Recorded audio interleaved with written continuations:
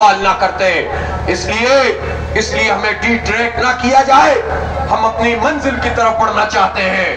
لہذا میرے بھائیوں اور دوستوں، یہ جو وسائل پورے پاکستان میں موجود ہے، پنجاب کی زمین اگر غلہ اگاتی ہے اور کھیت اور کھلیان یہاں موجود ہیں اور انڈسٹری موجود ہے، تو یہ پنجاب کی ذمہ داری ہے کہ یہاں کے عوام کو پنجاب حکومت فیسیلیٹیٹ کرے۔ یہاں تو کسان بھی بلبلا رہے ہیں، یہاں تو مزدور بھی چلا رہے ہیں، یہاں پھٹوں میں غریبوں کے بچے بالکل چپلوں تک سے محروم ہو کر مزدوری کرتے نظر آتے ہیں۔ یہاں کوئی جو ہے وہ لال اور گوہر نہیں بکھرے ہوئے ہیں، یہاں بھی ظلم کا نظام ہے، یہاں بھی جبر کا نظام ہے۔ لیکن جہاں ہماری ذمہ داری ہے کہ یہاں پر لوگوں کی ضروریات پوری کی جائے، تو یہ گندم پورے پاکستان میں جاتی ہے۔ پاکستان ایک یونٹ ہے، یہ ہم سب جانتے ہیں کہ بلوچستان سے اگر آئل نکلے یا گیس نکلے، منرلز نکلے تو سب کے ہیں، لیکن جو جہاں رہتا ہے اس کا تو پہلا حق ہے۔ شریعت کا بھی یہی قاعدہ ہے اور نظام بھی اسی طرح سے چلتا ہے۔ آئین میں بھی یہ بات موجود ہے۔ سوئی میں گیس نکلی 50s میں، اور آج تک بھی اگر سوئی کے کچھ جگہیں ایسی ہوں جہاں پائپ لائن موجود نہ ہو تو پھر ہم اس کو کیا کہیں گے؟ اسی طرح سے منرلز نکلے خیبر پختونخوا اور بلوچستان سے اور وہاں کے لوگ محروم رہے، تو پھر آپ اس کو کیا کہیں گے؟ اس لیے ان معدنیات پہ اور ان سارے ریسورسز پر پہلا حق وہاں کے عوام کا ہے، یہ پورے پاکستان کا ہے۔ کوئی کہہ سکتا ہے کہ بجلی بھی تو بنتی پہاڑوں میں ہے، ڈیمز وہاں بنے ہوئے ہیں، سب جگہ پہنچتی ہے، ہم بھی اس بات کو جانتے ہیں، لیکن ہم یہ مطالبہ کرتے ہیں کہ تمام لوگوں کے حقوق کا خیال رکھا جائے۔ بلوچوں کا یہی تو مسئلہ ہے، تعلیم آپ ان کو نہ دیں، صحت کی سہولت نہ دیں، انہیں مزدوروں کو ان کا حق نہ دیں، ان کے پاس بجلی کا نظام نہ ہو، اور جو بجلی کا نظام پڑوسی ملک سے آئے وہ آپ کو کھٹکتا ہو تو یہ پریشان نہیں ہوں گے تو کیا کریں گے؟ آپ کہتے ہیں اسمگلنگ بند ہونی چاہیے، لیکن پہلے ہمیں اس کا حساب تو دو۔ جو آپ کے ایف سی کے کمانڈر اربوں روپے کھا چکے ہیں، اس کا حساب کون دے گا؟ آپ اسمگلنگ بند کریں تو اپنے اندر یہ ہمت بھی پیدا کریں کہ ایران کے ساتھ پھر لیگل ٹریڈ کریں۔ اس میں کیوں ڈرتے ہو؟ اس میں امریکہ سے خوف کھاتے ہو؟ اور میں پوچھنا چاہتا ہوں کہ پاک ایران گیس پائپ لائن، یہ آپ کو کیا تکلیف ہے کہ جب ایران نے اپنی سرحد تک پائپ لائن بچھا دی ہے تو معاہدے کی خلاف ورزی کرتے ہوئے پاکستان یہ کام کیوں نہیں کر رہا؟ اس لیے کہ امریکہ ناراض ہوتا ہے، امریکہ کو خدا سمجھتے ہیں، اس سے ڈر کر اپنے عوام کا حق بھی مارتے ہیں۔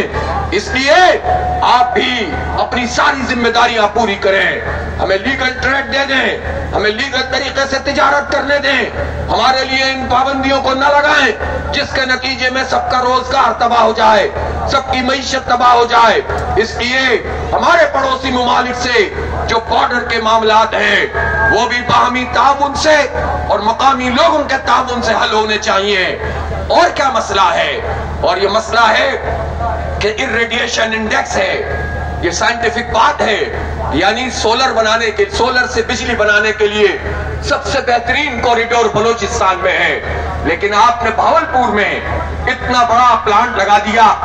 کیوں لگا دیا؟ وہ تو ڈیزرٹ ایریا ہے۔ مسئلہ پنجاب بلوچستان کا نہیں ہے، مسئلہ یہ ہے کہ جو سائنسی بنیادوں پہ درست ہے، جو پاکستان کے لیے اچھا ہے، جہاں سے اچھی بجلی بن سکتی ہو، جہاں پر آپ کے اوور ہیڈ زیادہ نہ آتے ہوں، تو وہاں کام ہونا چاہیے یا آپ کی خواہش کے مطابق، تخت لاہور کی مرضی کے مطابق ہونا چاہیے؟